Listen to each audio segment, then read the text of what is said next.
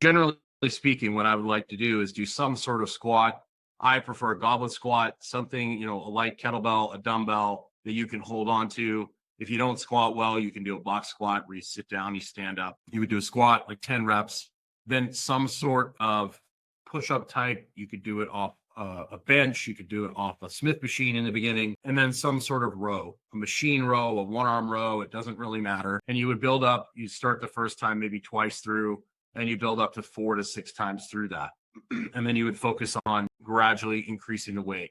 And then 2 days later, you would do something like a kettlebell deadlift or some sort of hinge movement. You would basically then I would probably do some sort of bear crawl and then some sort of pull down, right? And then on bonus day, on a third day, if you have access to a sled, like a Rogue dog sled with posts, unbelievably awesome, or any kind of sled, something you can drag and push, prowler, doing some sort of circuit where you're doing some medicine balls in the beginning, working on throwing the medicine ball from your chest, throwing it into a wall, slamming it into the ground, and then dragging and pushing a sled, a prowler, and carrying a kettlebell, or carrying a dumbbell in your hand, just picking up like a decent weight, 30 pounds, something that's challenging but not brutal. And you just walk, you swing the other arm, you switch hands, and you come back. And you could do something like that for a long time.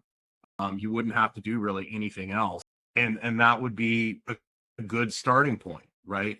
So a lot of people think that the internet has made things so complicated. It's so fancy. Really, success over time comes down to consistency and getting better, especially in the beginning of strength training. A lot of the adaptations are neurological. It's your nervous system trying to figure out what it needs to do.